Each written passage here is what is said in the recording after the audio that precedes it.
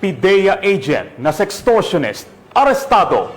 Iligal na baril na kumpiska sa entrapment operation ng Regional Anti-Cybercrime Unit BAR sa Cotabato City. Patrolwoman Leonora Gawang sa balita. Isang agent ng Philippine Drug Enforcement Agency ang naaresto matapos umano'y manakot na ipapahiya sa publiko ang kanyang karelasyong babae gamit ang mga maselang larawan at video nito at pagkakakumpiska ng isang iligal na baril sa isinagawang entrapment operation ng mga operatiba ng PNP Regional Anti-Cybercrime Unit BAR katuwang ang PNP Station 2 sa bahagi ng Peña Francia Street, Rosary Heights 11, Cotabato City nito lamang ika-11 ng Nobyembre taong kasalukuyan.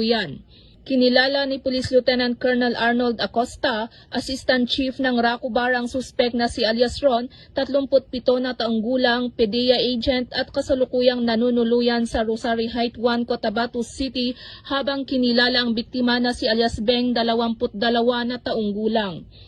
Ayon sa mga otoridad, isinagawa ang naturang operasyon bandang alas 8 ng gabi ng nasabing petsa nang makatanggap ang naturang unit ng isang sumbong mula sa isang complainant tungkol sa ginawang pamimilit sa biktima na makipagtalik at magbigay ng pera sa suspek kapalit ng hindi pagpapakalat nito ng kanyang masiselang larawan at video sa publiko.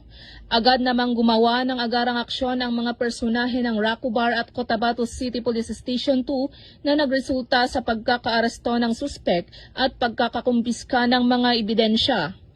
Nakuha mula sa suspek ang 2 piraso ng trust condom, 800 peso bill, isang ATM card identification cards, isang unit ng Yamaha Aerox at isang caliber 45 pistol at 5 bala.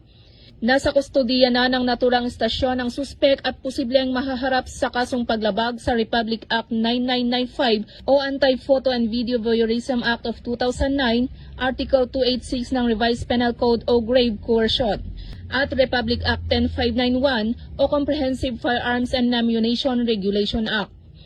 Ayon kay Police Brigadier General Jason C. De Guzman, Regional Director ng PROBAR, ang matagumpay na operasyong ito katuwang ang iba't ibang sangay ng pamahalaan ay patuloy na magsisilbing patunay sa maigting na kampanya ng mga kapulisan laban sa kriminalidad upang matiyak ang kaligtasan at kapayapaan sa rehiyon ng Bangsamoro.